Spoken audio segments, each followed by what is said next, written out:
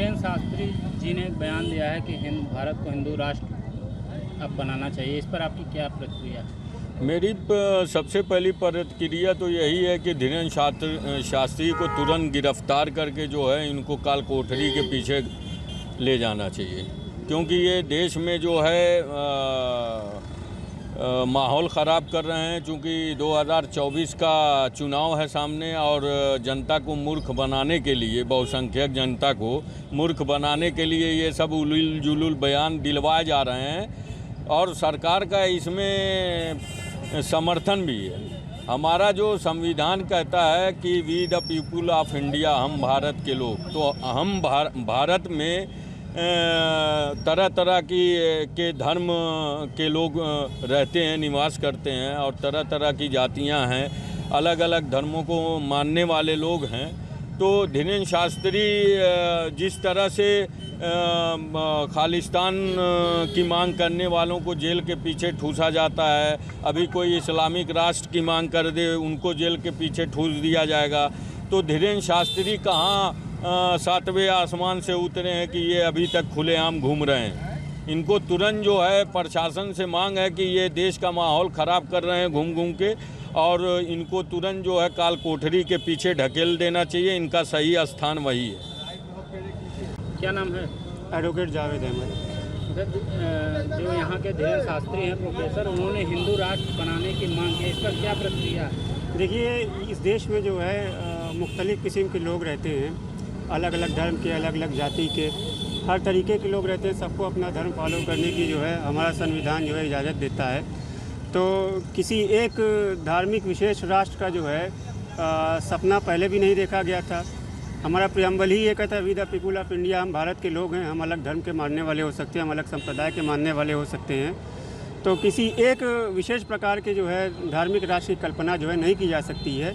ये कॉन्स्टिट्यूशनली सही नहीं है, संवैधानिक तौर पर ये सही नहीं है, और ये क्या कहते हैं, भारत की मिट्टी में ये चीज़ नहीं है।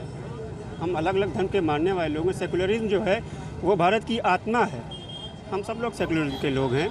तो ये मांग जायज़ नहीं है, किसी भी तरह से जायज़ नहीं है मांग। पंडित धीरेन्द्र शास्त्री भारत को हिंदू राष्ट्र बनाने का ऐलान कर रहे हैं, तो ऐसे में माइनॉरिटी खासकर मुसलमान किस तरह से इसको देख रहे हैं? देखिए, ये जो सवाल है ये माइनॉरिटी का सवाल नहीं है, ना मुसलमान का सवाल है, ना हिंदू का सवाल है, ना सिख और ईसाई का सवाल है। सवाल इस बात का है कि भारत विश्व का सबसे बड़ा लोकतंत्र है और भारत देश की आत्मा सेकुलर है। भारत एक सेकुलर स्टेट है, इसका संवैधानिक ढांचा सेकुलर है। अब सवाल, अगर कोई व्यक्ति विशेष इसे हिंदू राष्ट्र बनाने की मांग करता है तो सवाल ये उभर कर आता है कि कल कोई अगर सिख खड़ा होकर ये कहता है कि हम सिख राष्ट्र बनाना चाहते हैं, कोई मुसलमान खड़ा होकर कहता है कि हम मुसलमान राष्ट्र बनाना चाहते हैं, कोई पारसी कहता है कि हम पारसी राष्ट्र बनाना चाहते हैं, कोई ईसाई कहता है हम ईसाई राष्ट्र बनाना चाहते हैं, तो देश की एकता, देश की अखंडता, देश की संप्रभुता का क्या होगा? देश के संवैधानिक ढांचे पर ये तो सवाल उठाया जा रहा है। ये संवैधानिक ढांचे को नुकसान पहुँचाने की बात है। मुझे तो अफसोस इस बात का है कि इस तरह के व्यक्ति को ये विशेषाधिकार कहाँ से मिलता है, ये हिम्मत, ये हौसला कहाँ से मिलती है? सरकार और राज्य खामोश क्यों है इस पे? आप बताइए कि कोई मुसलमान, कोई सिख, कोई ईसाई अगर इस तरह की बात करता है तो उसके ख़िलाफ़ क्या कार्रवाई होगी? क्या कोई कार्रवाई नहीं होगी? और अगर कोई कार्रवाई होगी तो वो कार्रवाई कोई व्यक्ति जो हिंदू राष्ट्र की बात करता है उसके ख़िलाफ़ क्यों नहीं होती?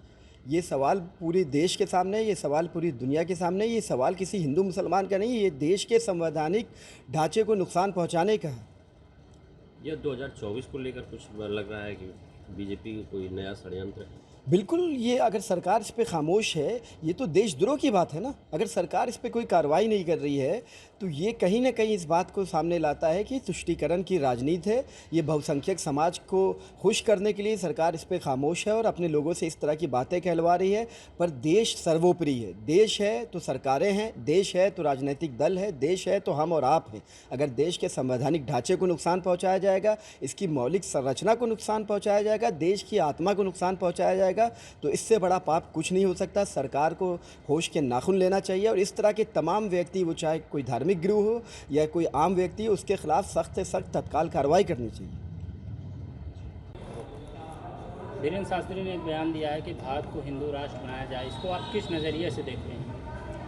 देखिए, इस देश की एकता और अखंडता को बुलडोजर लगाकर तोड़ने की ये बार बार जो उनके द्वारा साजिश रची जा रही है और ये कोई उनका पहला बयान नहीं है। बार बार इस तरह का जो विवादित बयान दे रहे हैं। मैं आपसे ये सवाल कर रहा हूं कि यही बयान अगर कोई मुस्लिम धर्मगुरु देता, सिख धर्मगुरु देता, ईसाई धर्मगुरु देता या अन्य कोई दल का नेता देता तो उसके खिलाफ तुरंत जो है फ़ौरन जो है एक्शन हो जाता। लेकिन आखिर कौन सी ऐसी मजबूरी है बीजेपी की कि इस शास्त्री जी के खिलाफ जो है कोई कानूनी कार्रवाई नहीं कर रहे हैं और इसकी बार बार वो पुनरावृत्ति कर रहे हैं। क्या संविधान इस बात की इजाज़त देती है? ये देश जो है बाबा भीमराव अंबेडकर के संविधान से चलेगी और जो इस तरह का उन्माद फैलाने का काम कर रहा है उनके खिलाफ एक्शन लिया जाए। और मैं मांग करता हूं माननीय प्रधानमंत्री जी से कि इसको जो है संज्ञान में लेकर के इनके खिलाफ कानूनी कार्रवाई करें। और रहा सवाल जो हिंदू राष्ट्र घोषित होने का, तो इस देश की ये खूबसूरती है कि इस चमन में जो है तरह तरह के फूल हैं।